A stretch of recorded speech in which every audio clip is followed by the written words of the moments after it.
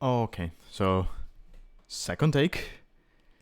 There were some issues with the first stream I tried doing, so sorry if there's not going to be a slideshow as there was the last time for the past stream, but I'll probably try and edit it in by using the recording from the previous attempt. But anyway, once again, hello everyone. This is my second stream from the Alchemy League Season 4 tournament.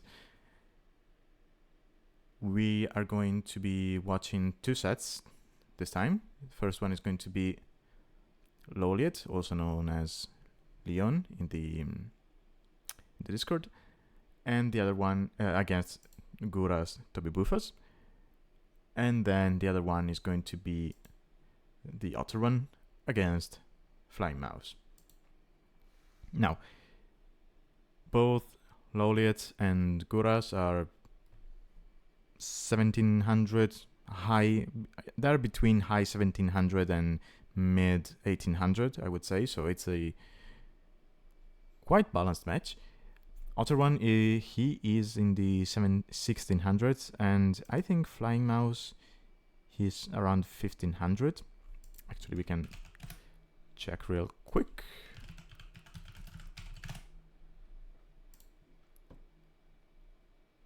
Oh no, he's high 1400. So he's going to be the underdog in his match against Otter. But that's going to be the second set we cast, so that's not important at the moment. So, first things first, let's look at the maps. So, there was a slight mistake from these guys, because this was Sprint 1, Round 1, so they were supposed to be picking Utgevik as their Game 1 map, but instead they picked Chandler Lake. So, I don't know if they just didn't understand the rules or if they got confused with the rounds, because Chandler Lake is supposed to be the map in Game 1 from Round 2, but this is Round 1. Both of these sets are going to be from Round 1. They're actually the only two left which haven't been casted yet. So, yeah, slight mistake from them, but we're going to watch the games anyway, who cares? And then Game 2 is going to be played on Kodiak, which has been picked as a, not banned map from players quite a bit. I think two of my the sets I casted last time had Kodiak as a Game 2 map. So, yeah, pretty popular. It's most likely because of all the maps in the map pool it is the most standard looking map. Like, you look at it and you can see some similarities with maps that we normally would have in the map pool in ranked games, right? It's a quite easy to understand hybrid map. So that's probably why players tend to pick it that much. Oh, and as you can see, Guras actually banned random maps, so we don't know what he actually likes. Maybe he likes everything. Maybe he doesn't like anything. Who knows? As for civs, as you can see, Guras still went for the random bans, whereas Loliet actually put some thought behind his choices. So he banned Lithuanians, Georgians, both great civs on hybrid maps, and both of these maps are hybrid. And then he banned Cumans. I don't really think there's a particular map in the map pool which works well for Cumans, but maybe he just doesn't like the civ, or rather he doesn't like playing against the civ. So, without further ado, let's go and get into Game 1. Let's get CA here. And there we go. And I was mistaken. They actually played Kodiak as Game 1. Huh. Oh well. So, civ picks. Loliet, aka Leon, went for Armenians, whereas Guras went for Spanish. Armenians, great civ for this map. They have a great navy, a great eco because of the text research, the mule cards being 20% stronger, if I'm not mistaken. Does this? No, it doesn't say. I forget if it's 20 or 25. I think it's 20. 25 sounds a little too broken. Although keep in mind they don't get the last wood upgrade. They're missing the second stone upgrade. So it's a great eco mid game. Late game it kind of falls off compared to maybe other civs. But still, they're a nice civ to have on this map. Now, Spanish, I don't understand. They have a decent navy, that's for sure, but it's kind of a weird pick for a hybrid map, unless he's thinking about going using the water to go for a faster castle age and then get conquistadors on the field. So playing this somewhat like you would play nomads, I'm not sure. Oh, I forgot to. Yeah, there we go. But yeah, I'm curious to see what he's going to do. The map, we've talked about it in the previous stream, but let's take a bigger look at it, just in case anyone is joining us for the first time. So, as you can see, there's a massive land in the middle. The two players are on two sides of a mountain ridge. There's plenty of wood around, and there's plenty of fish, being this a hybrid map. And so we tend to see players go for builds with a dock, so they will end up playing for water and then using that economic boost to just start playing land. We've seen player actually walling on the mountain ridge. I think it was Leo 13 who did in the previous set. And so you are safe on land, you just focus on water, you win it, you expand your eco thanks to that, and then you just, go through your own walls and you punch your opponent. Pretty straightforward strategy, isn't it?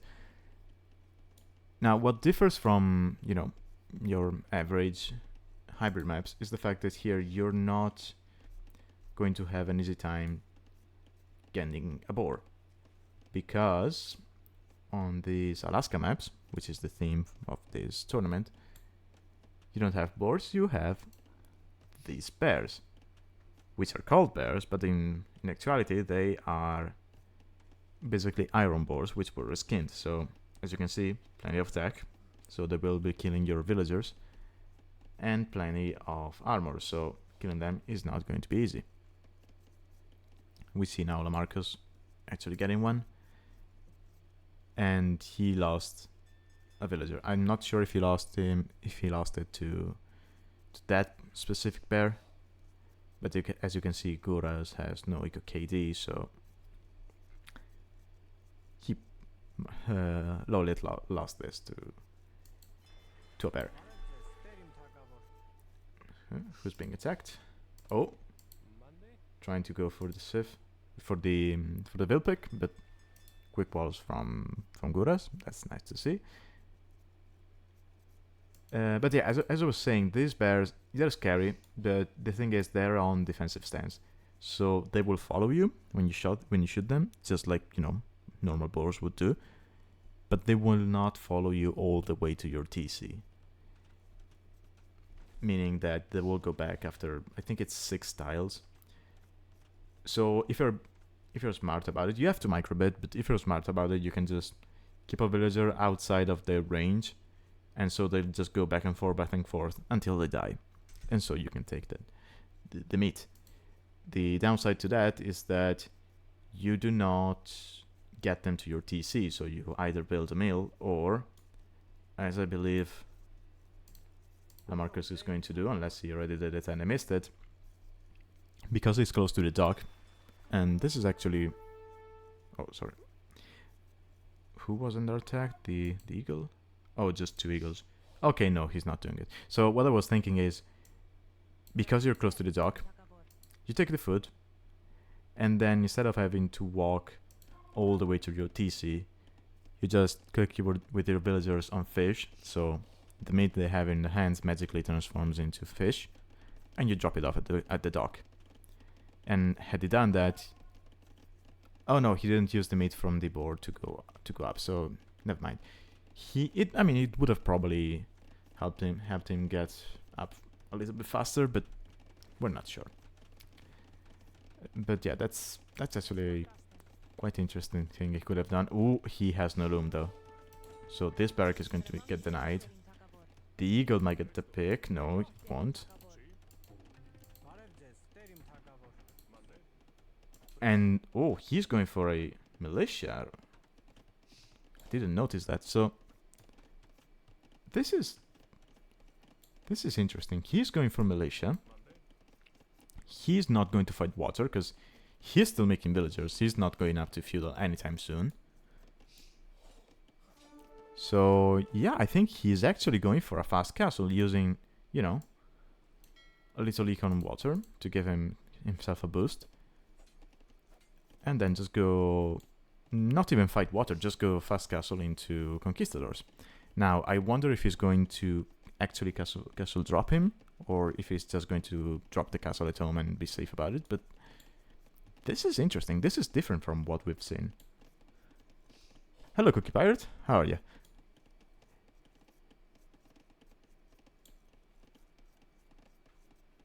He's making a tons of vills though. Is he? Oh, he's also making farms. Ooh, okay. I wonder if the timing is going to be correct though, because yes, he's going to be up to feudal now. I think he clicked because he had plenty of food. But by the time he gets to castle and he makes builds the buildings to go up, and then he clicks up, and then he gets castle, and then he builds the castle, and then he gets the conks out. I think Lamarcus will notice there's no actual water from him because he's making galleys. He's going around, and so Lamarcus will just be like, yeah, I'm not going to invest too much into feudal. I'll just go castle myself. And as I say that, he is making skirmishers and archers. Oh, I'm fine, Cookie Pirate. I have some issues with my left foot, but aside from that, I'm doing good.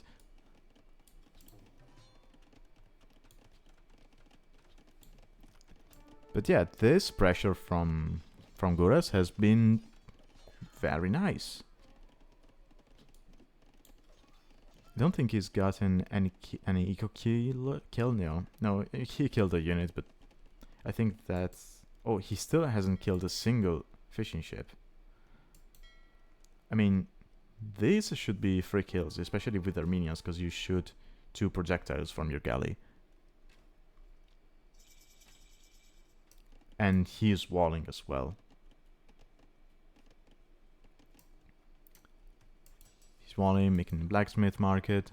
Spanish can just do that with 1 villager per building, whereas normally you would do 2 for the market, but you build faster, so that's going to be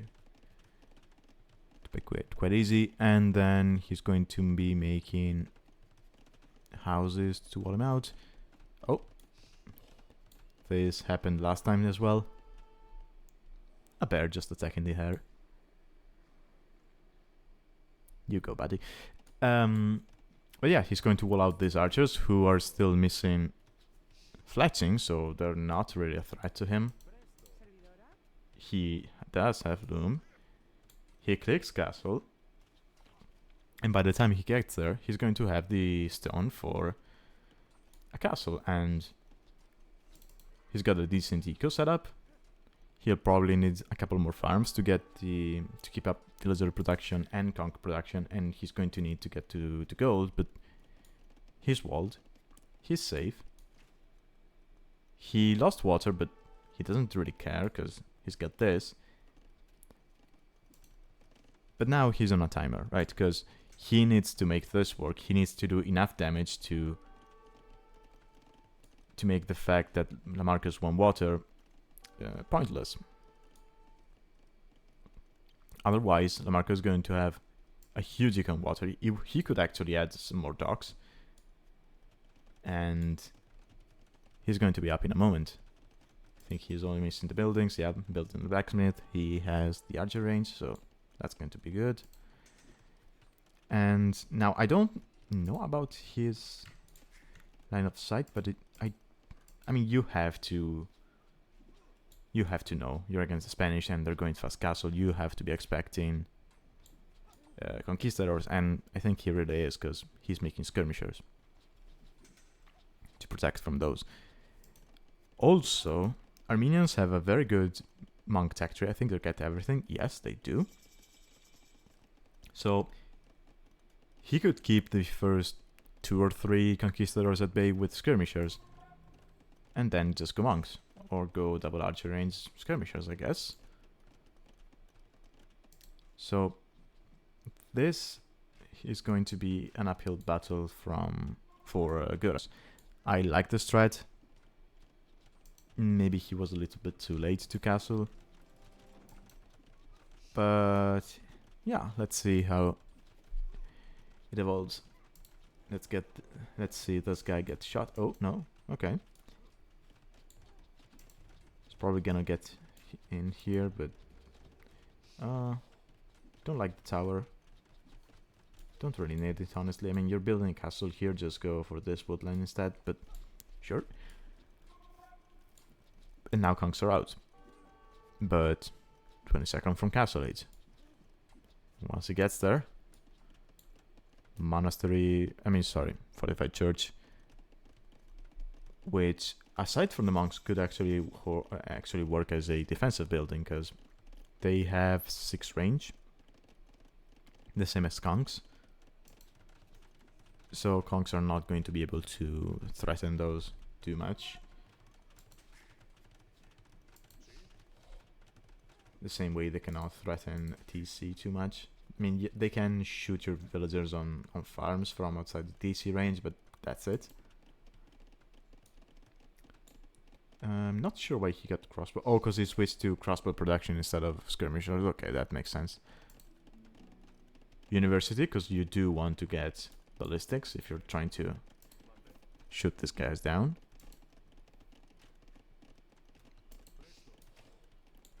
Yeah, I like how Loliot has played this. He's played standard. He recognized he didn't have to worry too much about Guras being on water, and as such he made just 2 galleys. And he invested his other resources into basically having a better eco. He's going to lose 2 villagers. Sorry. Oh wait, he killed... Did he? Oh, he lost 3 to 2 boars in total. Okay, that's not nice to see. But as you can see, he lost 7 and killed 3. But the eco is pretty much the same, right? Because of the fishing ships. And yes, he has less villagers, but this eco looks a little more healthy than this one, right? So many on gold, berries, farms have expired, losing conks to navy. Like the mangonel, that's a good choice. But there's still the eagle on the field. You need to carry some villagers, otherwise you lose the mangonel to the eagle, because the eagle has bonus damage against... Siege, yes it does.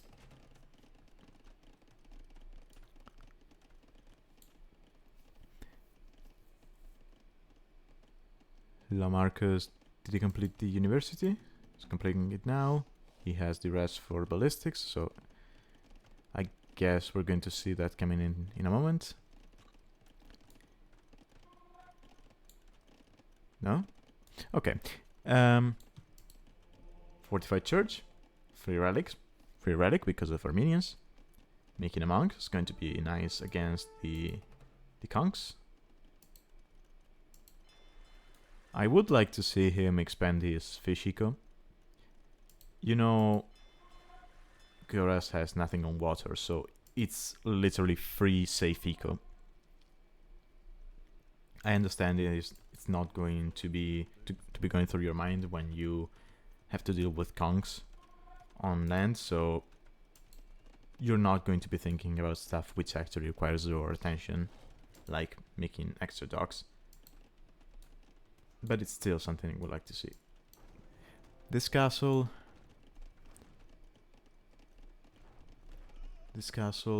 do I like it?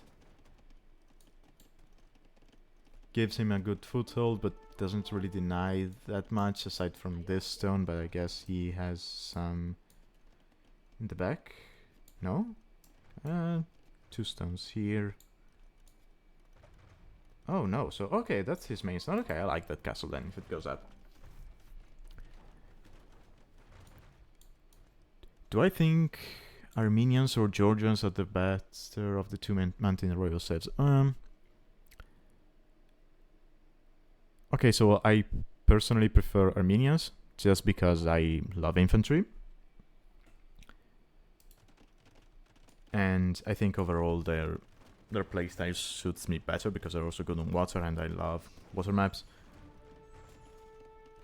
But I would say if I had to go into a game blindly, not knowing what the map is, and you told me you can choose between Armenians or Georgians, I would go Georgians, because realistically the only instances where Armenians are better than Georgians is water maps, basically. And even then, it really depends on how important the water is. Like, if you're talking about a map like Islands, then for sure, Armenians. Hybrid maps, Georgians can still be pretty decent, just because of the eco. Their water tech tree is not as good as Armenians, but generally speaking, on hybrid maps, you fight water in feudal, maybe sometimes castle, and then you don't really care about it that much. So as long as they get fire ships in castle and they have Botkin with galleys, with war galleys, sorry, which I think they do because most saves get that, they're fine, and I would still prefer Georgians. Oh, and sorry, there's another instance where I would like to see Armenians, and that where I would prefer having Armenians, and that's Arena. Simply because neither civ gets bomber cannons, but Armenians have just better monks, and that's it. But generally speaking, Georgians have an easier time, have it easier than Armenians. Now, speaking of this game, Lamarcus used his eco to go up to for a faster imp. He's going to drop a castle and trap it down. Guras is very far away from Imperial. He doesn't have the eco to go out to imp. He doesn't. I mean, he's got a decent eco now. He spreads his farms quite nicely, but even by abusing the market, it's going to take him a while to get to imp. So he will most likely lose this castle and probably this one as well, because now you have crossbows with bracers, so they outrange the mangoes, and so they're going to be able to protect the traps. And there's just one mango on the field. Yes, there's rams being made, but they're not really an issue. Like, if you ram pushes your castle, you can just kill the rams with the villagers, and if he runs in with his small number of conchs to try and snipe the villagers, you have crossbows to kill the conchs. So yeah, I think Lamarcus is in a very good position.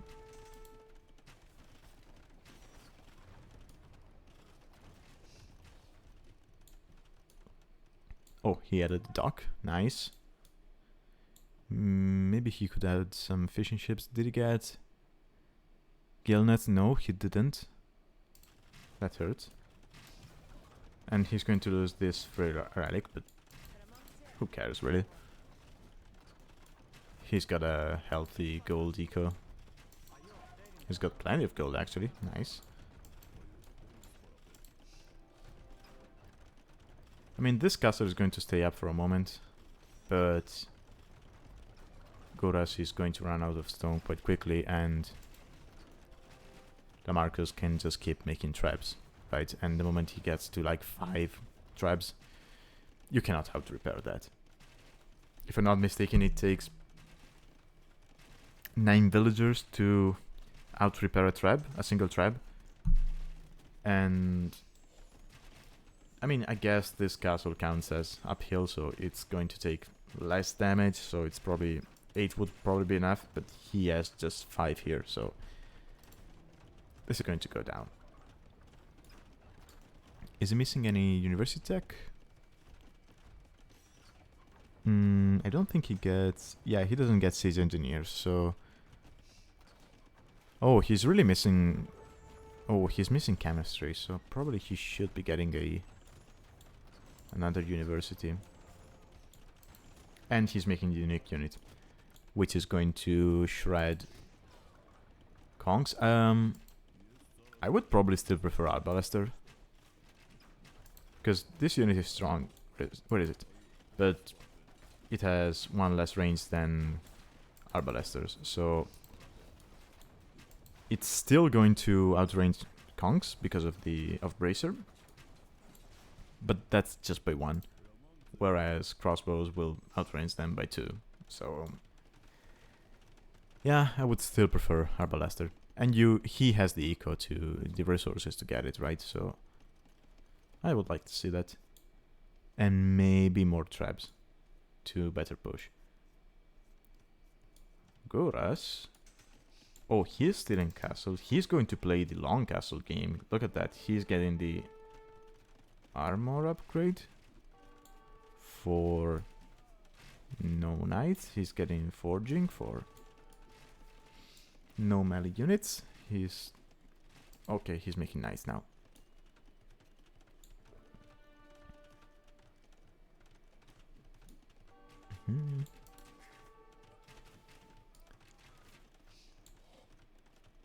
But yeah, I don't see how Guras comes back from this. There's also going to be a castle here on the hill, which is going to be quite difficult to push.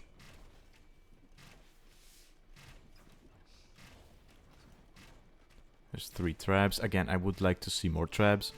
He's getting Arbalester. I like that. He probably realized he doesn't really need the unique unit in this situation. Even the moment you see knights, it's still Castle Age knights against Arbalester. He's still missing not alchemy, sorry, chemistry, which hurts, but with the numbers he has, he doesn't really... It's not necessary, like, right? So he is fine. Still missing Gilnets. Oh, and he's Dravidian. Sorry, not Dravidians.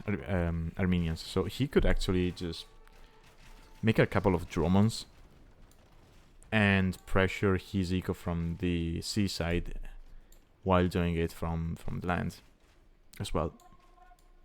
You can see this is being annoying. Get him some bill kills. This single galley has killed 7 units. I think 3 of those were deficient ships Guras made while going up. 16 knights. It's missing the attack upgrade, but you can kite this. You can definitely kite this. You will probably lose the trap, but who cares? Kill the knights. He's left with nothing.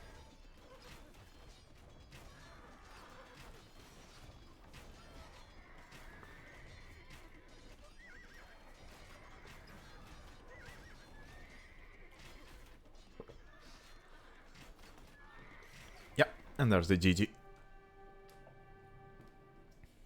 Okay, so game 1 goes to Lamarcus. Who won by playing this basically the standard way, right? He tried fighting for water. He won it because Guras didn't fight it. And then he used that eco advantage to just go up, stay alive against the Kongs, and that won him the game. Again, I don't think it's a bad strat from Guras. It's just Lamarcus read that correctly and didn't invest too much on Navy, and instead used those resources to go up and better defend against the Kongs. I still think Guras could have done this a bit faster, because I think he clicked to feudal with 30 villagers, something like that. He could have probably done it with 26, so do a 26 plus 2. But yeah, I appreciate the fact that he tried something different. Didn't work this time, could work next time. Let's go to game 2, which is going to be on Chandler Lake, if I'm not mistaken.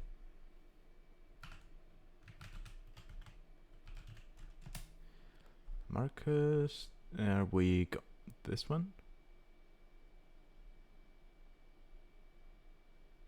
Oh, I actually played against this guy a couple of months ago. Okay. This one, yeah. So, Chandler Lake. This map has 2 versions. One is the winter version, which is the one you see right now. As you can see, there's this huge mass of ice, which on the summer version is supposed to be just water. So this plays out kind of like Baltic, Mediterranean, those kind of maps.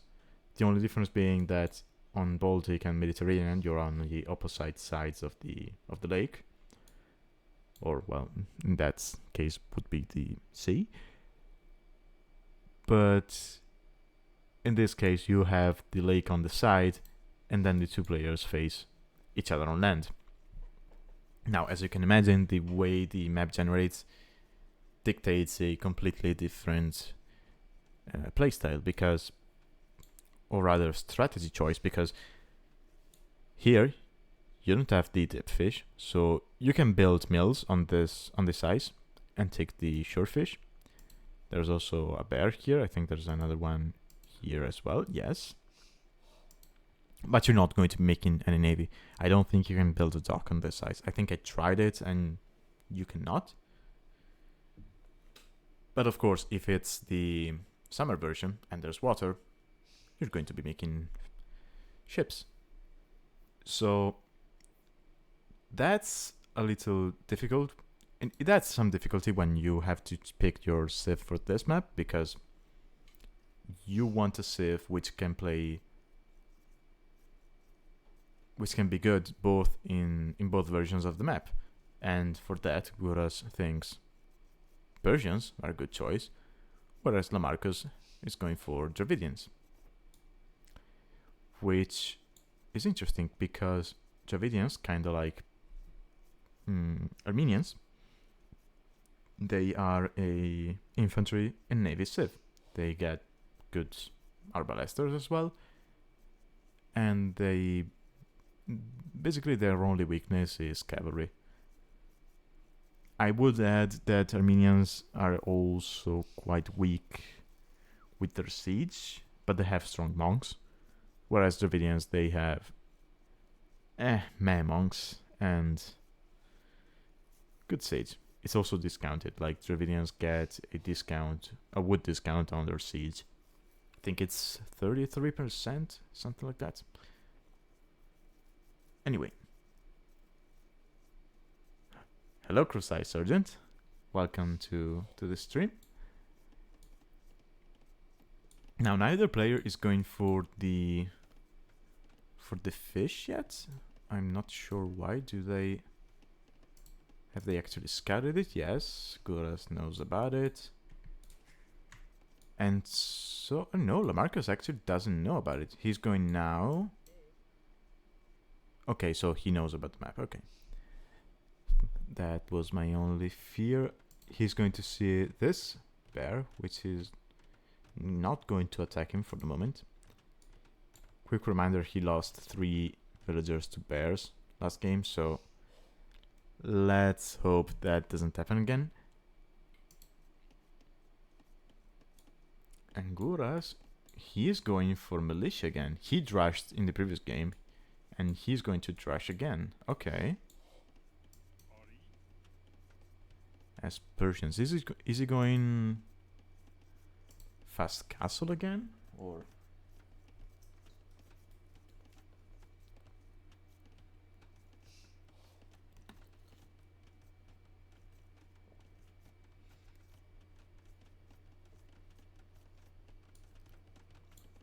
Oh no, this is a lobby game. This is from a tournament called Alchemy League. It's a tournament which is played on custom-made maps. And in this case, for this season, which is season 4, let's say the theme for the maps is Alaska. So all of the maps in the tournament are going to be, well, Alaska themed. So lots of...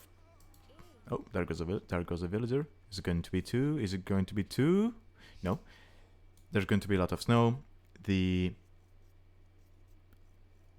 boars are replaced by bears, which are way stronger but also provide more food.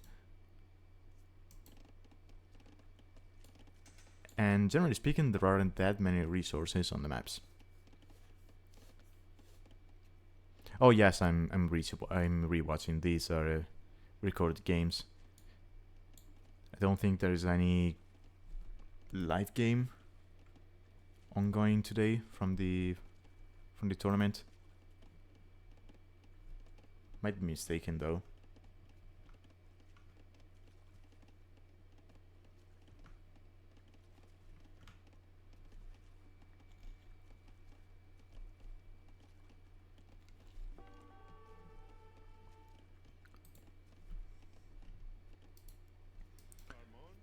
Okay, Trash trying to find some kills, but you know, these are loomed villagers. Sure, one of them is weak because of the bear, but you cannot fight this amount of loomed villagers with militia. So Guras not finding any damage with that. He's going up to castle quite late again. That's interesting.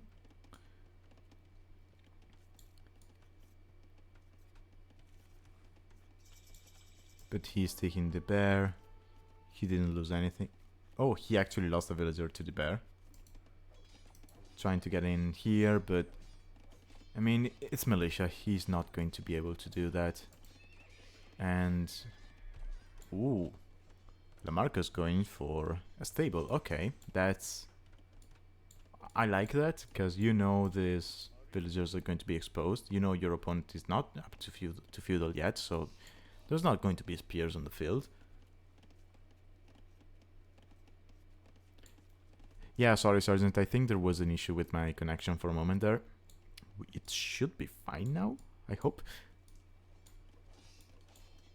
But yeah, because these villagers are so exposed, making scouts makes sense, because you're probably going to be able to pick one or two of them. I like the choice, even as Dravidians. I personally love going Dravidian scouts in feudal age, but that's just me.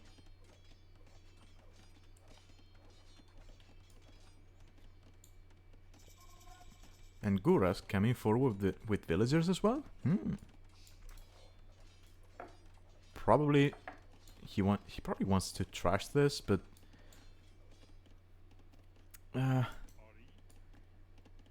don't think it's a good idea.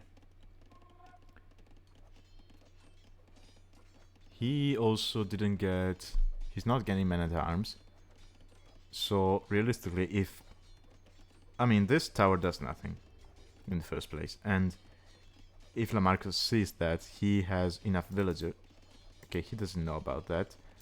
But if he saw it, he could just take these 12 villagers and just go Vilfight this. Like, it's 4 villagers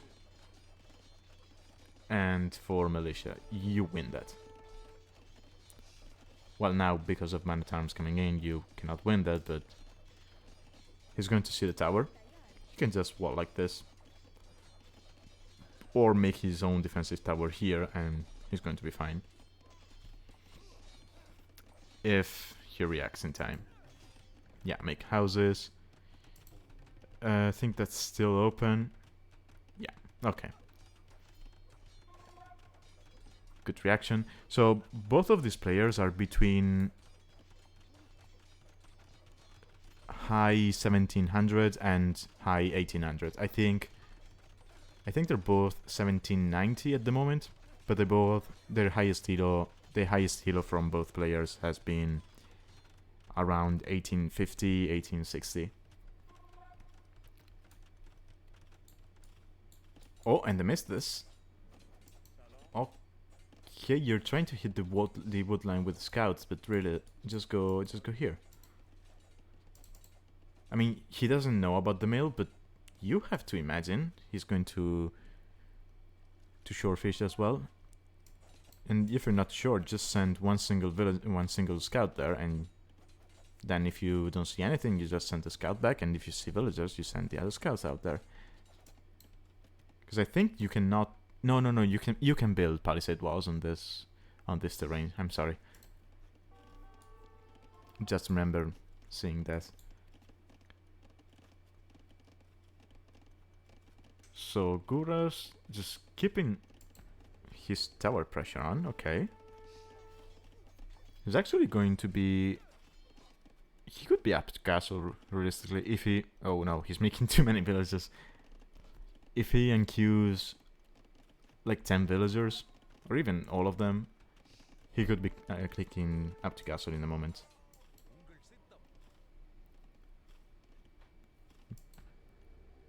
He got a tower here. He doesn't... I mean, it's not an issue for him. He's on stone anyway, so making an extra tower doesn't really hurt him. He is still going to have this stone to go up to make extra TCs once he gets to castle. Is he making another tower? No. I think he should be trying to go up.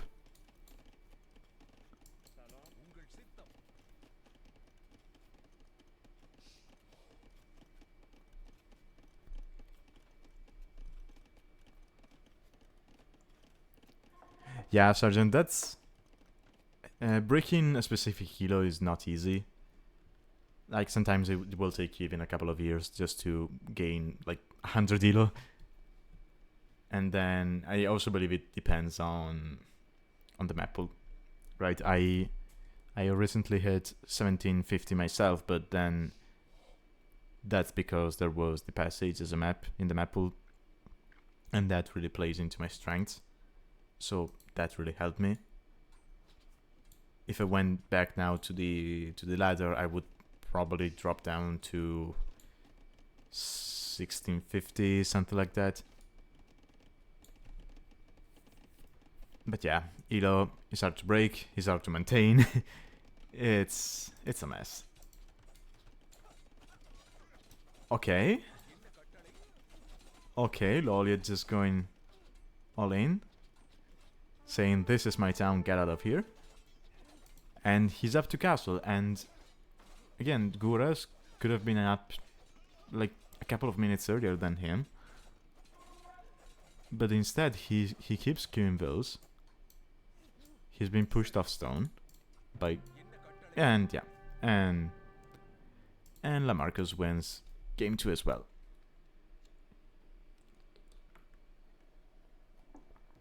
Okay. Good game. Again, I like the strat choices from Guras. He's trying something different, like the fast castle in the previous game and the tower rush on this one. I think tower rush can be quite good here because how little resources you have around the map and how open it is. So I would say normally players will go for this woodlines, right? Like he did. Whereas Lamarcus went for the one in the back, which is actually smart if you're expecting some pressure on the front.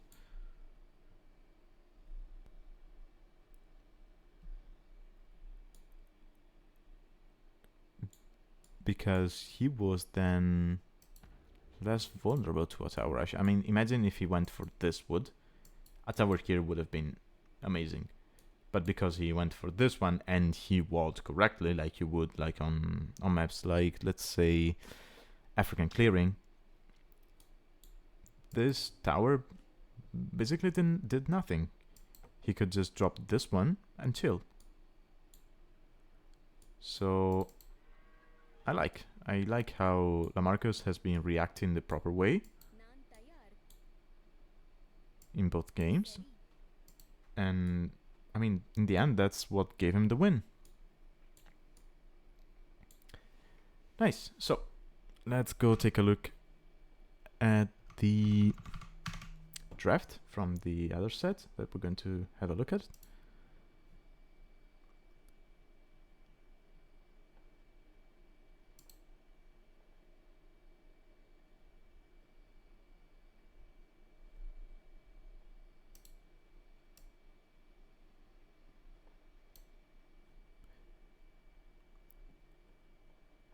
Oh, you say your two problems are you use Sicilians and Turks. Okay. What strategies are you trying? Because, I mean, Sicilians, they can do some wacky stuff. And especially at lower elos, that can be quite strong because people don't really know how to react to that. And Turks, I mean, that goes for Turks as well, right? You have that gold bonus that if used correctly, then can be, I'm not saying as strong as the Saracens or Malians market abuse, but it's going to be quite nice still. And honestly, you say you don't use hotkeys, and I think if you still got to 950 without using hotkeys, that's still something, right? I think most people around that elo nowadays use hotkeys, so imagine if you got into that. Right, you would probably gain like another 100 heals. It's not something easy to get into. Like if you're not used to that, you have to basically change the way you're playing the game in somewhat in a muscle memory way. But if you can achieve that, it's going to improve your gameplay so much. But anyway, let's go back to the sets. Now the next one is going to be the Otter one against Flying Mouse. Now, Otter one, he is around 1600s, in the 1600s.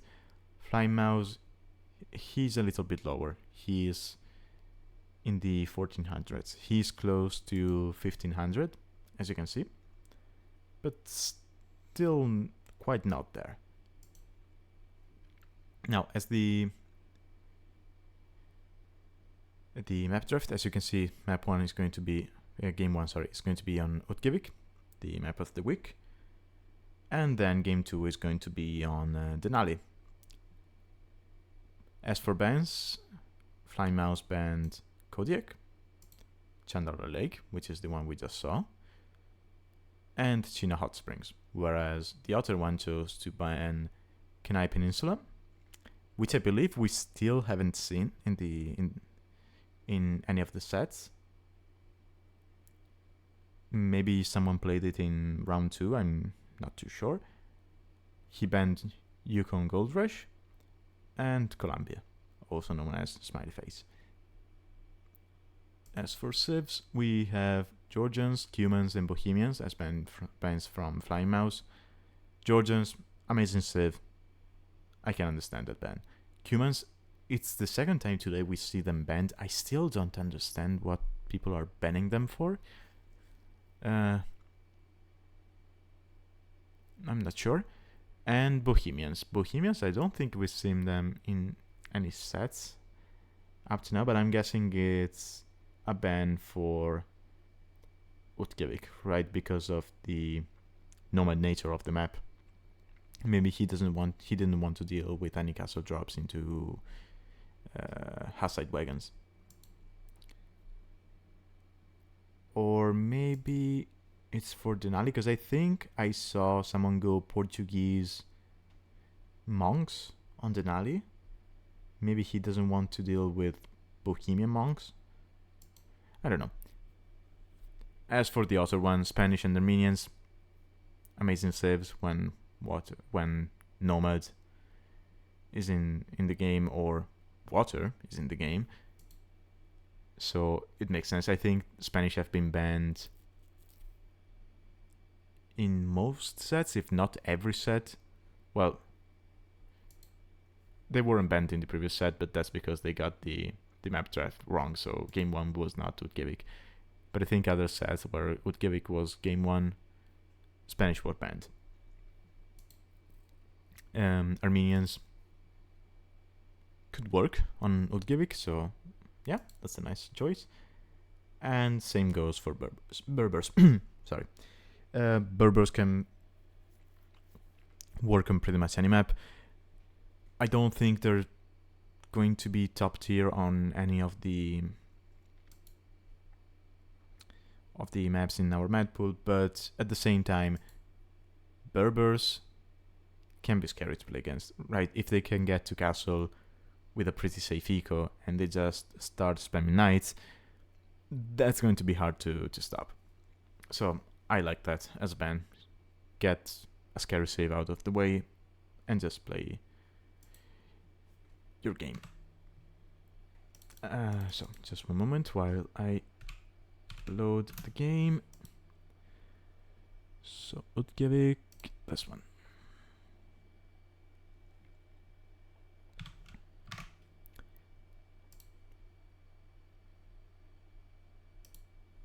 And there we go. So Utgevik, Nomad style map.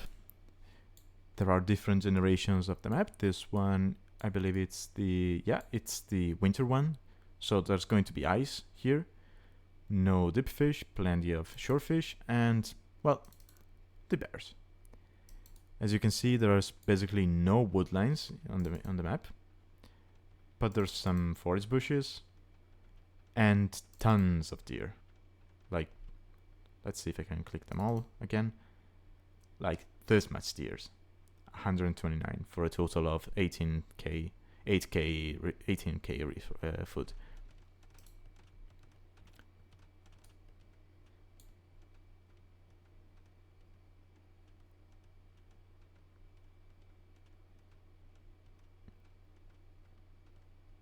Yeah, Romans are pretty strong.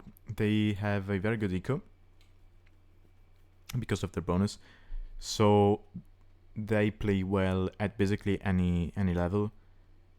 And I would say especially at lower elos, because having that eco bonus. It's not dropping views. Sorry, one moment. I didn't notice. Oh, okay, so they were talking about the Nomad rules. Yeah, there are some rules about Nomad. I think it's no veil fighting and no trapping before minute 5. I don't know what lame is. I don't remember what laming rules are like, but anyway. But anyway, yeah, Romans, they, because of the Rico bonus, even if you make some mistakes, like at people at pretty much any elo will do, but especially at lower elos, that passive eco bonus can carry you. So they are very strong. And yeah, cav saves, ranged cav saves is quite annoying. They're quite annoying, especially right now. They've become pretty meta, so everyone is going for CA, which can be an annoying unit to deal with. But yeah, it's all a matter of getting used to them. Anyway, players are quite close, even though it's a Nomad start, so all this area of the map is not being used. And I think I prefer... yeah, I prefer Otter's position. Oh, he got Mongols. Yeah, I definitely prefer. Yeah, okay, never mind the position. He got Mongols. He's fine. But at the same time, he's getting this tier, and then because he's here, right, he can expand all throughout all of this area, while still having his main TC to protect him while expanding. Whereas Flying Mouse, he can expand quite safely to this resources, I would say, and then to go this way, he's going to have to fight with Otter. And woodlines wise, he's got this one. He's got this one. Do we consider this one a woodline? And then he's going to have to travel all the way down here. And I don't think he saw that. Oh, he definitely didn't see this woodline. That's a sad start. He has to go aggressive, very aggressive. He needs to get map control. Oh, hey Otter, thanks for the raid. You got here just in time. We just started casting your set. So, hello everyone who got here with Otter. I'm casting his set against Flying Mouse, who I believe is another German player. This set was played in the Alchemy League, which I think Otter has probably told you something about in his streams. But I will tell you something anyway. So this is a league played on custom-made maps. Each season has a theme to it. So the theme for this season, which is the 4th, is Alaska. And as such, maps were made to represent some parts of Alaska. In this case, it was made to represent Utkevik, or however that's pronounced. As you can see, this is a Nomad Star map. There are basically no resources on the map, like woodlines are very scarce, but there's tons of deers. And about that, the Otter one got Mongols. Yeah, I zoomed out to show what the map is like, so I'm going to zoom in a moment. As you can see, Otter got Mongols, so he's going to have a very happy day. Whereas Flying Mouse, because of his position, I don't think he is. Last thing about this map, which is actually something that happens on other maps in the map pool, there can be two versions of the map. So one is the winter version, which is this one. So as you can see, there's ice on the water and no dip fish. But then there's also going to be a summer version of the map. So there's not going to be any ice, and there's going to be a dip fish here. So in that version of the map, the fish aspect is going to be a little bit stronger than this one. I mean, you can still take a shore fish with fishing ships, but it's just not going to be the same. And as you can see, Otter is not going to water at all, and it makes sense, right? You have Mongols, there's tons of deer on the map. You can ignore that, you can just have a meat-based diet, and you're going to be fine. Yeah, I think they are a counter pick, but I still don't like them. Like,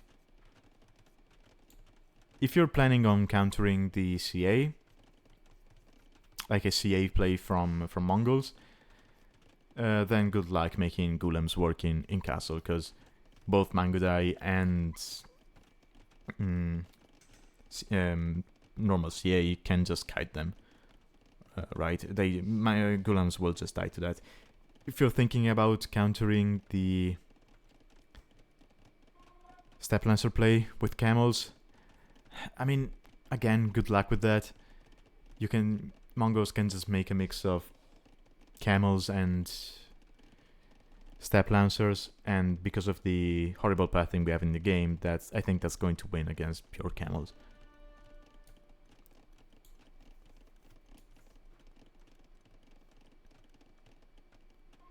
I don't know if just camels do fine against Mangudai or even CA, because especially Mongol CAs. if they get to a decent number to be able to one-shot a single camel, then yeah, they're not going to be doing too much. Yeah, I agree, Sapsan. I think going fast castle as Mongols on this one is a must. Honestly, I believe banning Mongols is a must on this map. But yeah, that's actually what we've been seeing for the for most of the sets in round 1.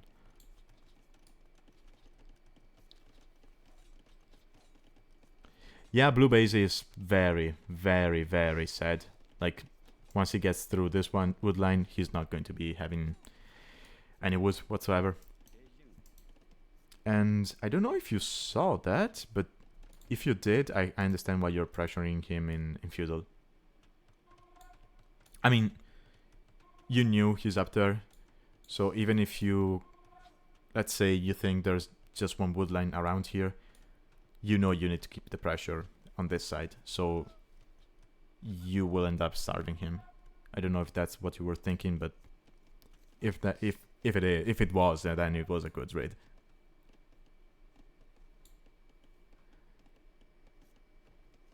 Ah, yeah, that too. That works.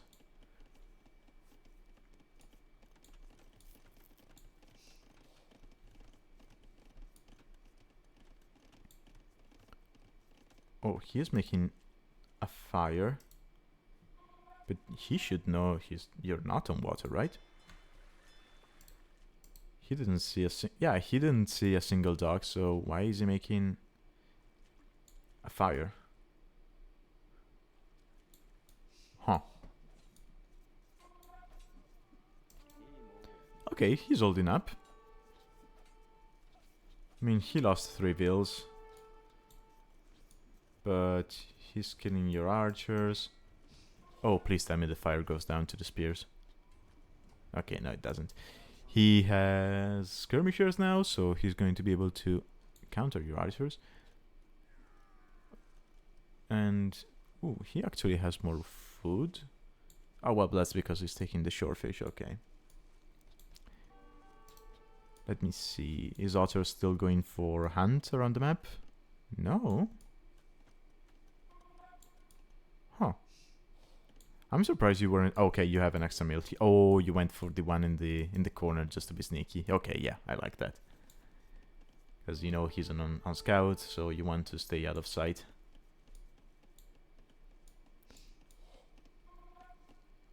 Okay.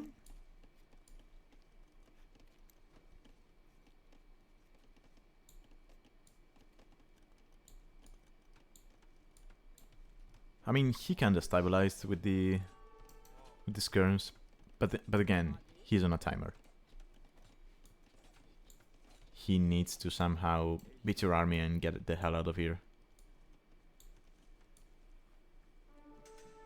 I mean, he could run through on the ice, I guess. I don't know if villagers can get through that.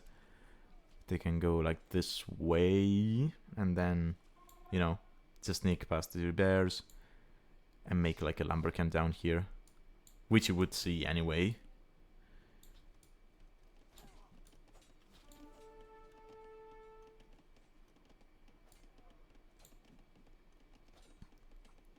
Okay, no, now military numbers are getting out of hand. He's not going to be able to hold much longer, and how much wood is left on those? Well, I mean, it's counting that as well, but it's like, I mean, let's say he has 1k wood left. That's it.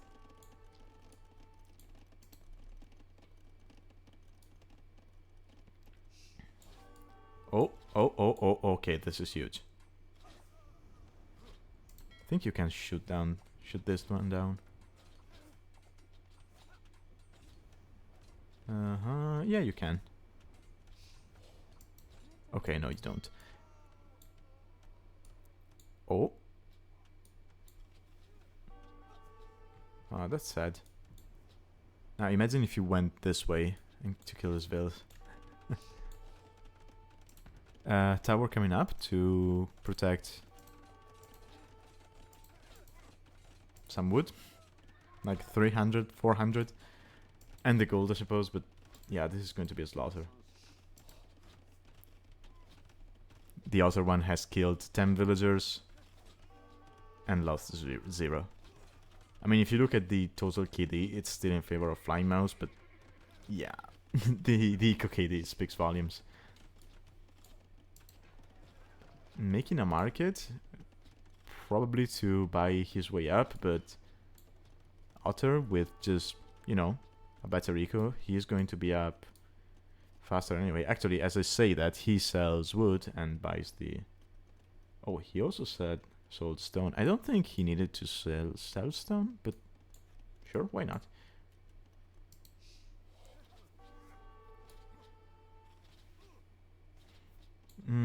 Yeah, honestly, I don't see how Flying Mouse comes back from this one.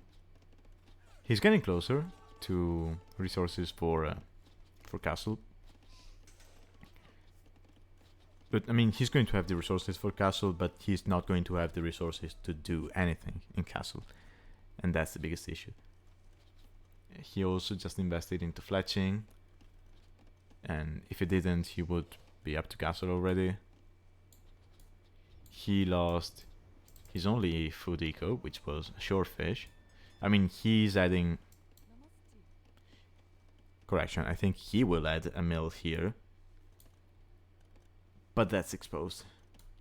Like, Otter sitting with a couple of archers here is going to deny that. Yeah, that one fire, I think... I mean, it killed 15 units. 15 military units. That's insane. Like, half of his KD was done by this fire. And he's repairing it, because he knows... His whole game depends on this fire. I mean, you were raging at it. Just stay away from the water, dude.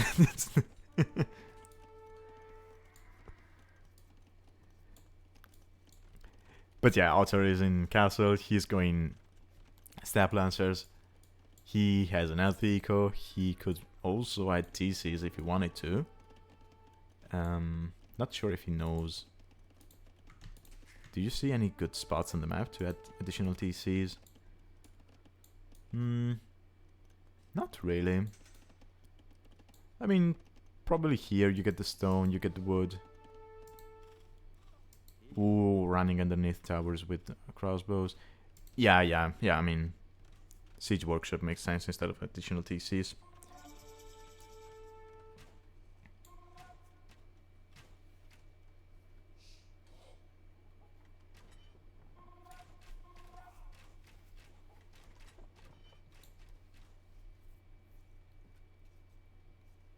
And now the Mangon is just going to take down the towers. Has Flying Mouse escaped? Ooh, no, that's a goose. Yeah, Flying Mouse has not escaped with any villagers to, you know, maybe run to this side of the map. Build a sneaky TC, something like that, so... he's dead.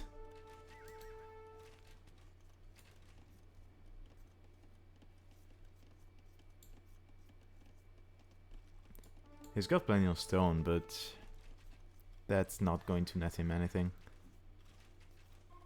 I mean, even, let's say that he gets a castle up, right? He cannot drop it anywhere far away from his base. Otherwise, the crossbows are just going to snipe the villagers. So let's say he drops a castle in this area. Cool. What does that castle do for him? Nothing. It's going to protect maybe... No stone, because it's going to... Oh, there we go. Rebooming. This is the nomad way. You die and you just reboom on the other side of the map. Of course, that's the team game nomad way, but... Let's go, Flying Mouse. Spread your wings.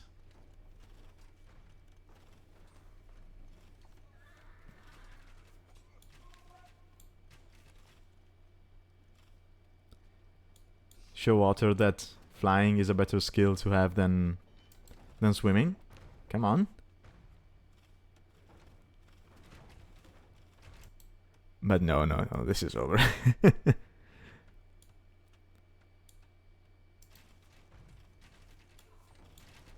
Yeah, there we go. GG. So game 1 goes to Otter. I mean, what can I say about that game? Flying Mouse had a horrible starting position. He probably should have tried sneaking some villagers earlier. But it was always going to be a downhill battle. Like, competing with Mongols in the first place on this map is horrible. Like, it's basically impossible to do. Maybe there are some saves who can do it, but they still feel a little underwhelming. And the position was just too much. Like, Otter had basically the board at his disposal, so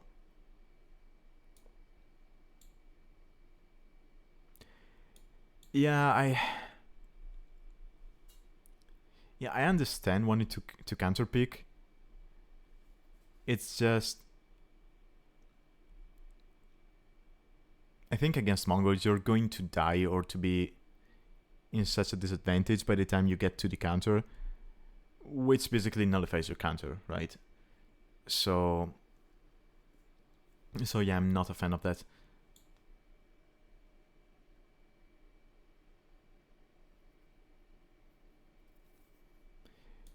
Yeah, honestly, I got to play Mongols as well in my set in round 2, and I was happy as well.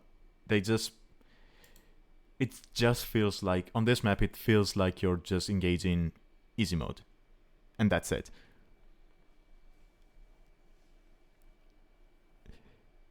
Yeah, I mean, that's a fair point. I think the best counter to Mongols on this map is to be banning them. That's the counter.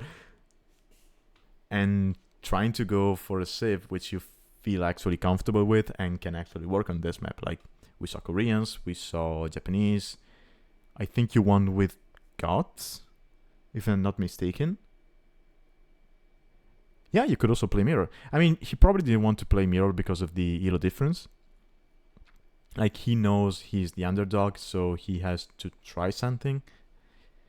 But again, if you're the underdog and you know there's a specific civ which is insane on the map, don't give the higher elo player the chance to have that civ, right? Yeah, just ban Mongols, guys. I know they're cool, I know throat singing is cool, but let's just ban Mongols. Anyway, let's go to game 2, which is on Denali.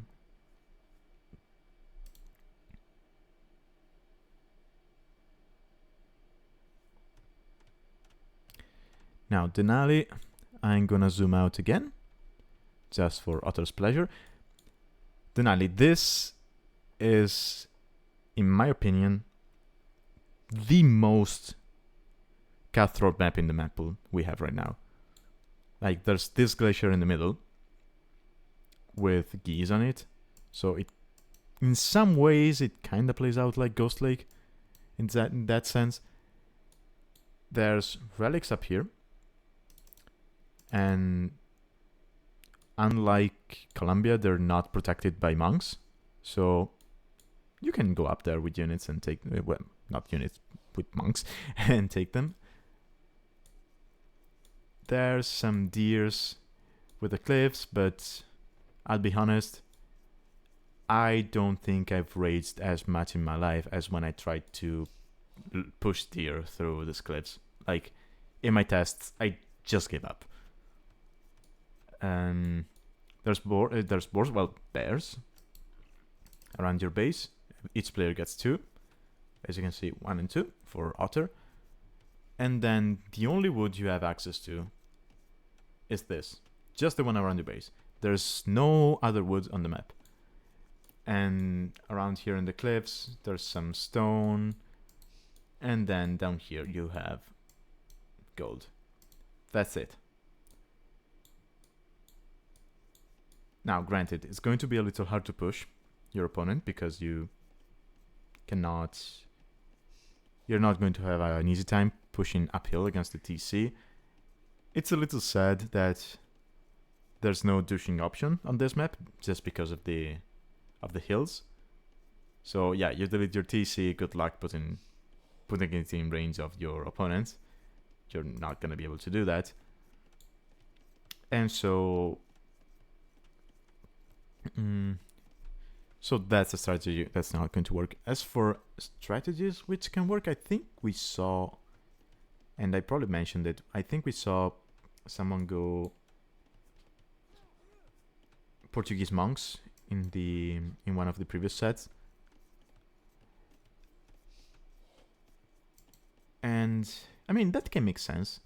It's something you can sometimes see on maps like not Socotra, I think it's Fractal, the one from T90's League, where people were just going fast castle monks and just be annoying with that.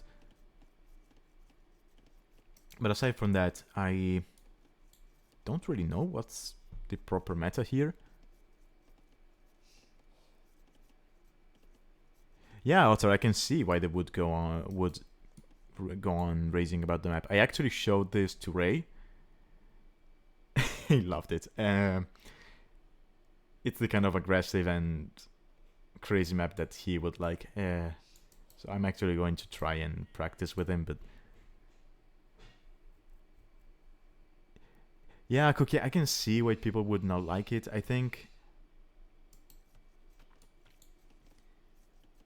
there has to be a proper meta on this one, and I think the moment it is figured out, it's going to be so oppressive that people will just ban it.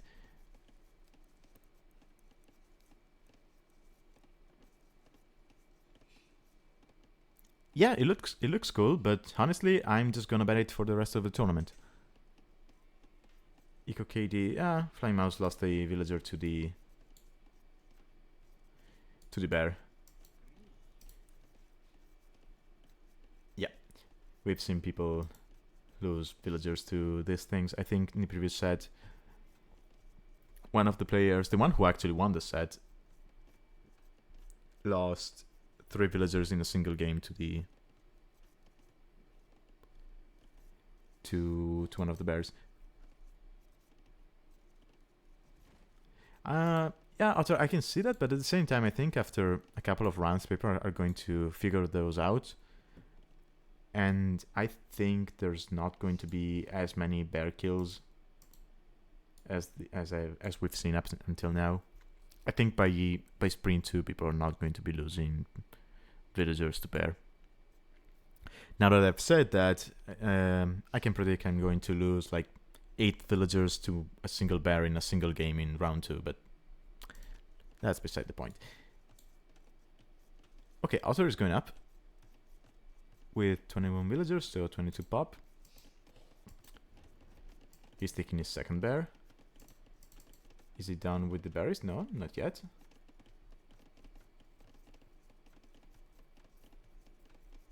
Yeah, Cookie, and I think it was on this map.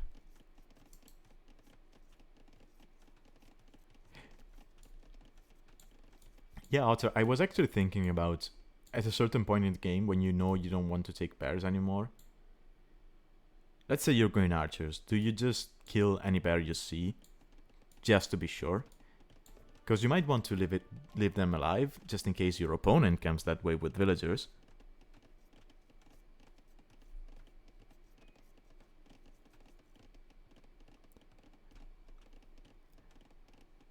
Oh, alright, Dizzy Wolf, thanks for joining.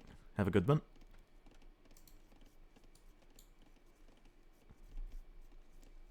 Okay, so Otter up. He's got a barracks. So is he going Saracens?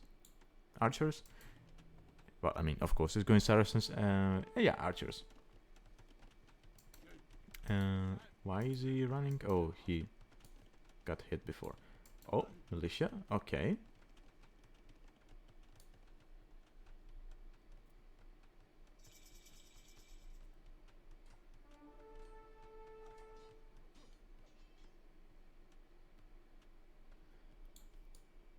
Matchup, probably prefer Saracens. But that's just because they're Saracens. I mean, you could, if Incas get to a good eco spam, they can probably beat Saracens. The thing is, the golds are very exposed, because your golds are outside your world lines, so having safe gold to go egos is not going to be easy. No, I mean, Cookie Pirate, they can make sense. They are an overall good save, it's just I prefer Saracens. Like, especially on a map with so little resources, having that access to the market abuse is going to be nice. And it's also easy to break into your opponent's base because of the archer bonus. Oh, tower on the gold. Okay, I like this. Keep that safe. But in general, I think I would prefer archer saves on this map compared to cav saves. Just because there's no space to farm, right? So having the food eco to keep your TC running and making bills. Sorry, yeah, of course, if you keep your TC running, you're making bills. I meant having the food eco to keep your TC running and make military, which costs food, then it's not going to be easy. And it's not like you have good spots in the back to put down TCs. I think the only spots you can put down TCs are here on the side, on the ridge of the glacier, and maybe down. No, not down there.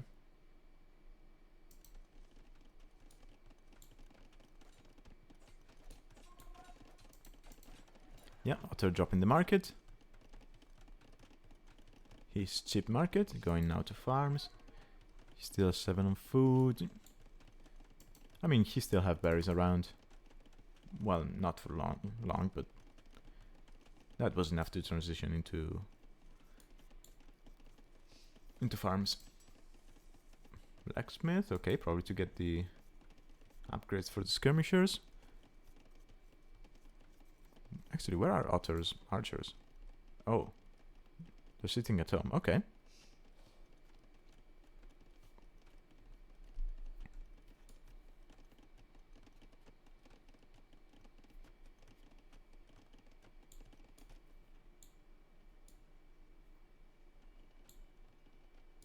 Going forward now. Wait, did Flying Mouse get both of his bears? Yeah, he did. So Otter is not going to be running into any bears. And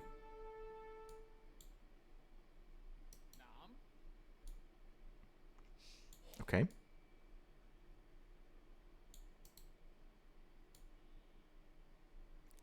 Trying to be sneaky, I suppose.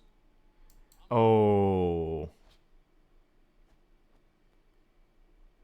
Wait a sec. Did he lose an archer to the wolves? Or...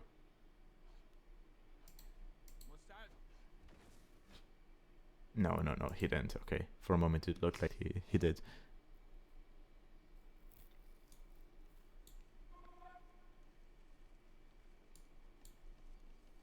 So Flying Mouse doesn't see this. Oh, he has an outpost. Because you start with outposts. So he's going to see this. And he's going to be fine. There's a tower here. He could just garrison the TC. Now you garrison the tower, you have skirmishers. Yeah, he's fine. Oh, and he's close to castle. Okay.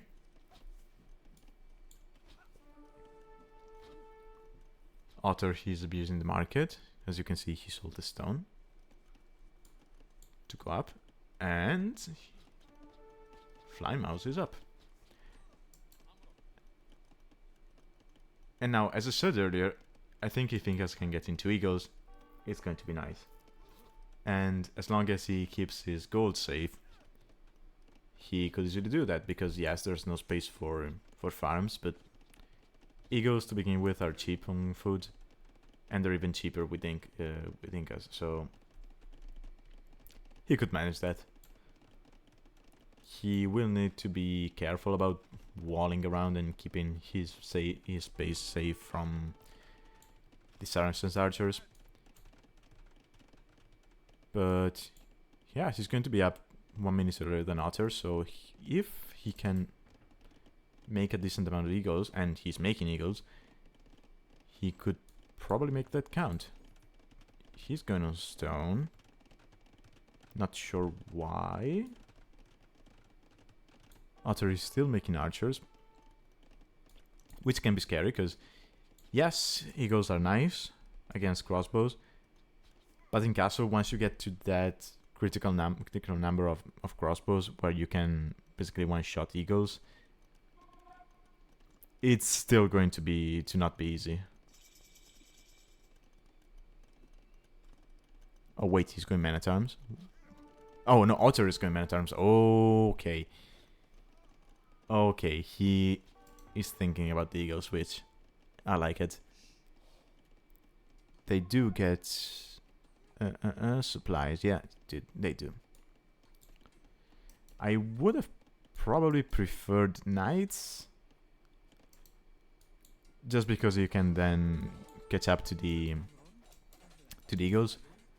But then again, it comes back to the farming issue, right? Knights are going to be costing you 60 food a piece, whereas the infantry is 45, so yeah, it makes sense. You're going to have the eco for this, guys, but not for knights.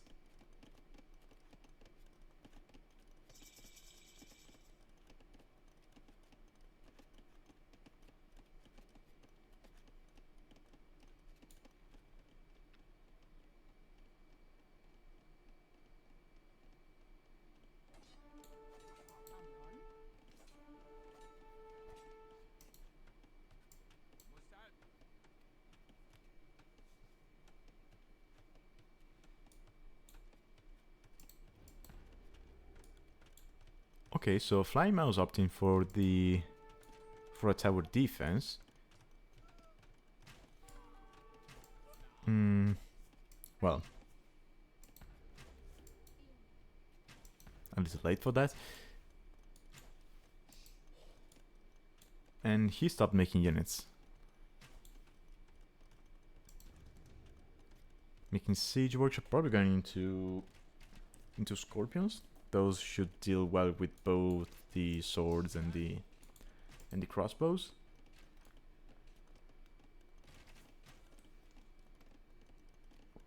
But he doesn't have the eco. And because he started taking wood from the back of his base, the only wood he has left is on the front, but there are crossbows on the front, so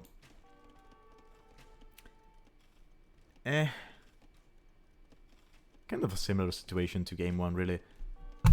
I mean, this time his position was not awful compared to Otter, because they have the same position. He's just going to be starved for resources.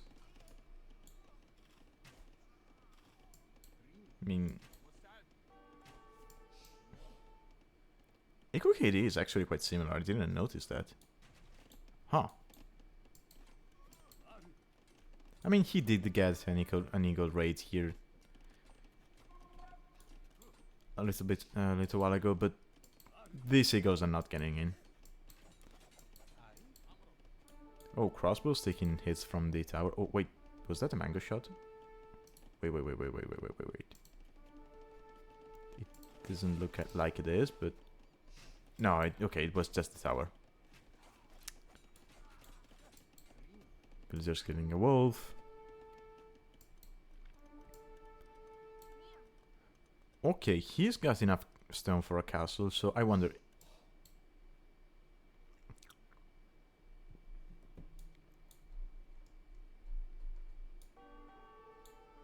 Here?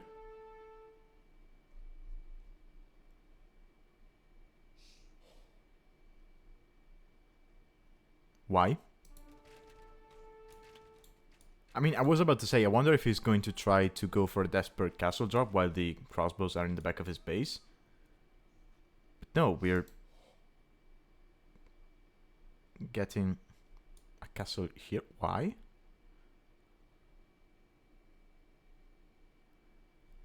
Yeah, no, I mean, I don't get why he would want to put it on the gold in the first place.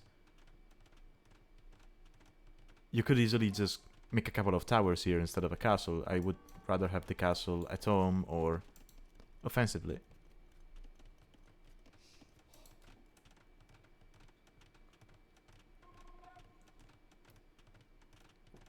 But that's me.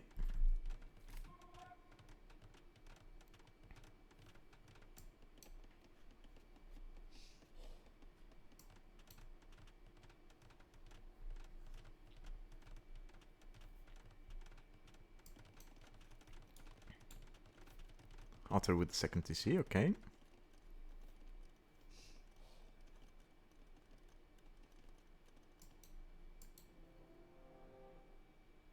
Are we going to see Kamayuks? No? Okay.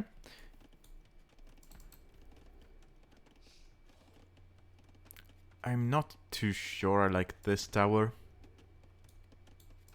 There's an Mangonel.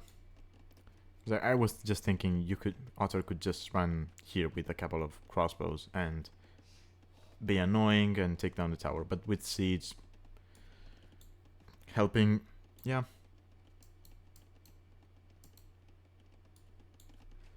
Could still work. Otter making sword, just make more, man. I know siege is supposed to counter those, but if you make enough swords, even the siege cannot do anything about them.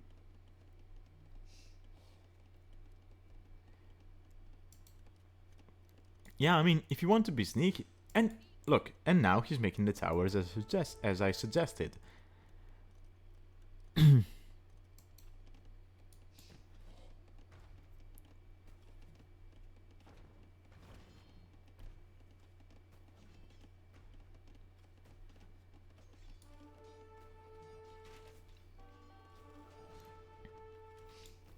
Also, I think if you're in such a good position when it comes to map control and just keeping your opponent in his space, I know it takes a little bit of, you know, too much attention to do that, but just drop a monastery at home and start getting the relics.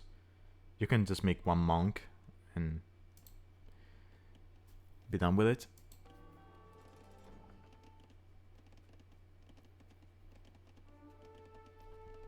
Yeah, and this is the kind of castle I would have preferred. Thing is, it's not from him, it's from Otter. So this castle is going to take down these two towers and this house to just let him into his base. Oh, you thought it was... Oh, yeah. No, it's Colombia, the one with the Gaia units. And actually, I have to check if those monks on Colombia... I know they have block printing. I wonder if they have atonement. So, if they're going to convert your own monks as you go up there, I'm guessing they do.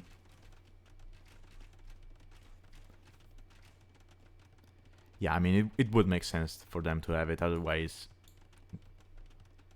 there would be basically no point in them being there, right? You just send a monk and they don't convert it and you just get the relics.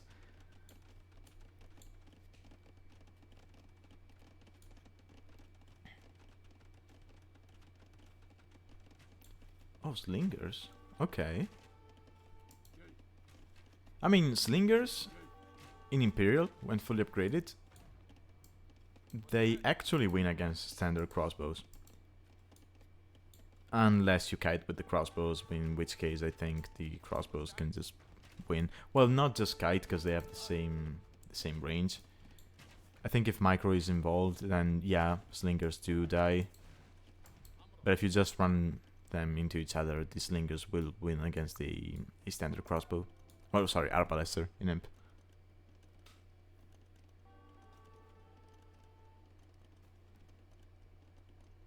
Yeah, slingers still win against the standard Arbalester.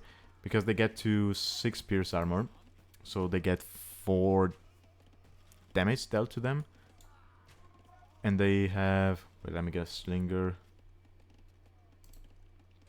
With all text they get to up to 4 plus 5, so they're dealing 5 damage to the Arbalester. They attack slightly slower, but not slow enough to make up for that. But because of the different fire delay, if I'm not mistaken, the moment you start microing your crossbows, then yeah, you can just win against Lingers.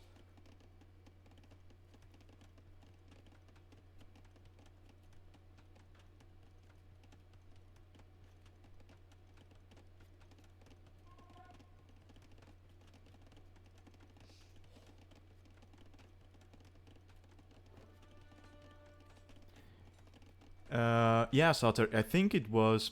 Oh, I don't remember which. I don't remember the name.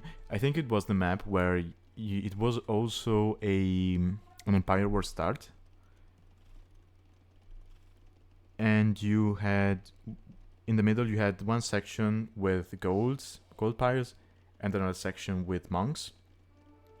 And the whole the whole point of the map was that you lost gold as time went on, so you needed to get to that middle. And I remember people were just picking poles for that because they were like, oh, I'm putting bills on stone and I'm basically neutralizing the gold malus of the map as long as I have stone available.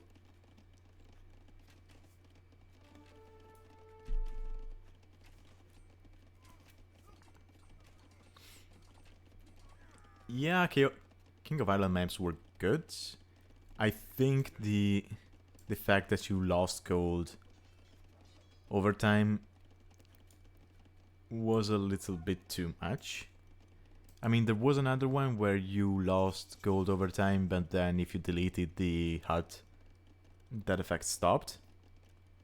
And most players didn't, and many players didn't know that, and so they spent the whole game with that hut on, and they just kept losing gold. But yeah, I think those two are the only things I would change. Achill was very interesting as a map, the one where you got wood over time by controlling farms. Yeah, we can talk. Yeah, sorry. It's just, it was the first tournament I played in, so I just got a little sentimental. But yeah, back to the game. Otter gets to Imperial way faster than Flymouse. He had 3 times the army, basically 2 times the villagers. So yeah, this is not going well for Flymouse. I mean, he has the gold in the south. I don't think Otter knows about that. Oh no, he knows. He just doesn't care because, yeah, this is his main eco. This is where he needs to hit. He's already 2 tribes ahead.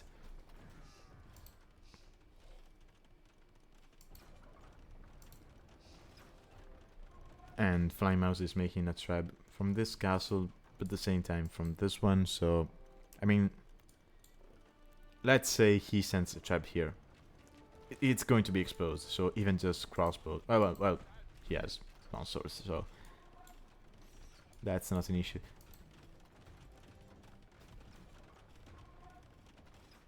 But yeah, I don't see how Flymouse can win this game.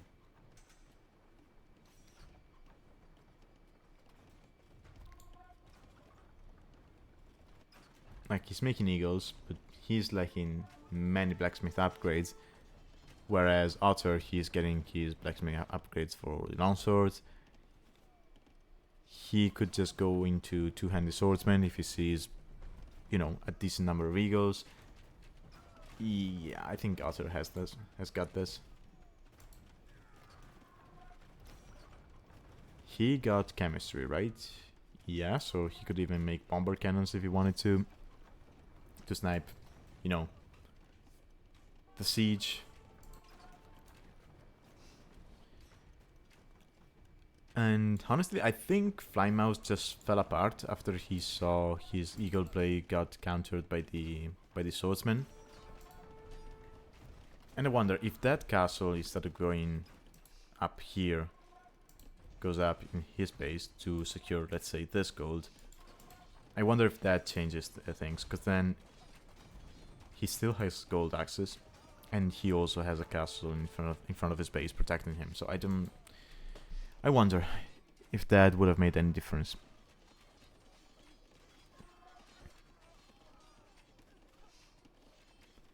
But then he would need to go into what?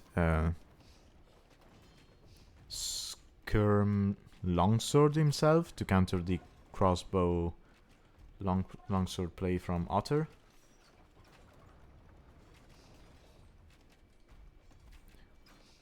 Which could be awkward because Incas, they don't get gambesons, so their militia line still dies quite easily to crossbows. And Otter is just coming forward with his whole eco, saying, I live here now. Well, not, oh, half his eco, not all of his eco.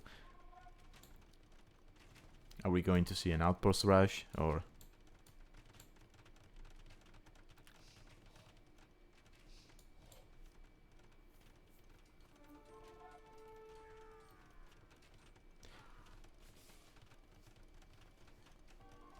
Yeah, I agree, Otter. I think, I mean, even Kamayuk Slinger could work. Just in case you decide to go knights in castle instead of you know, longswords. Still, you will need the castles for that, so studies are harder to get to. But it would probably still be a good composition. But yeah, I think you did too much damage too early to him. And it kind of felt like he tried to go defensive feudal, because he only made skirmishes in feudal, into a faster castle. But then again, yeah, he got to castle like 1 minute earlier than you, but that didn't give him anything. So I think that's what killed him.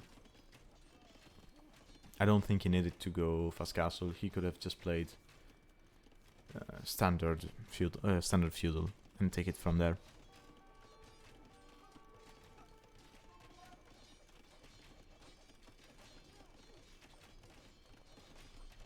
Yeah, both Flare Zero and wood. You are actually out of wood, but you know, you got his wood, so you're fine. Yeah, and there's the GG. Alright, so good performance from Otter, who takes the set quite convincingly. I am now 100% convinced I'm going to ban this map in most of my sets, unless I can find some good strat for it. But then again, if I do, I'd rather keep it for when this map is going to be map of the week, so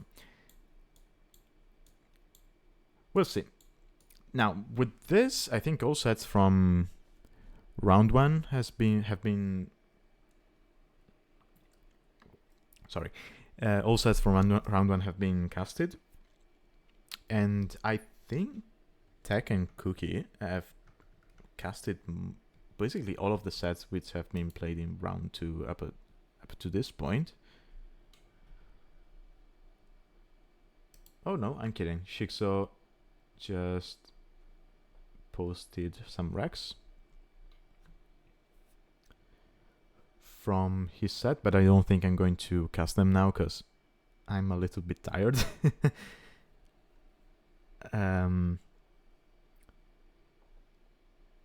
And I don't think I'm going to cast them tomorrow either, unless another set is posted, because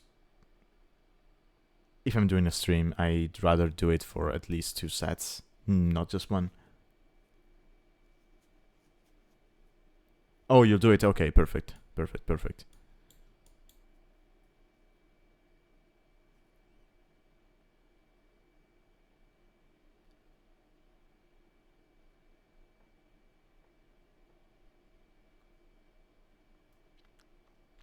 I mean, Otter, for King of Ireland 2, you would have to talk to the Irish community as well.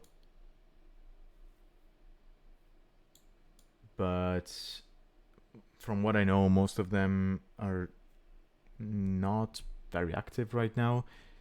Many of them are playing mostly Age of Mythology. So, I mean, the guy Stig, who who hosted the tournament and asked Tech for the maps, he doesn't have really that much time lately, and he's mostly playing Gates of Mythology at the moment, so I don't know how much interest there is in that.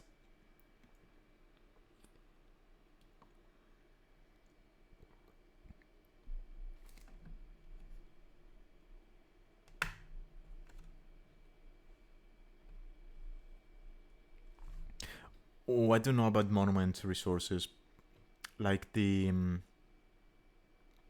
that's a slippery slope. Like, you have maps like Aftermath where you have the trading workshops.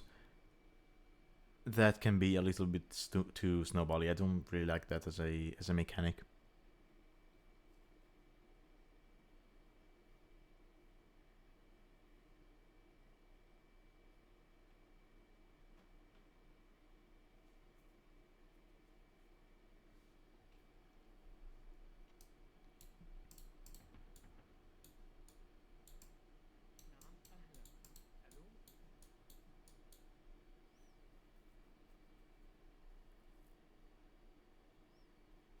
I mean, season 5 is going to be about Germany, if I'm not mistaken. So, I mean, from what I gathered from the messages in the Discord, so Ireland could potentially be for season 6. Or you could just go for the British Isles in general, so you can just go back to some of the maps for the King of Ireland tournament, and then maybe add some others which can space on, let's say, Scotland or Wales or England.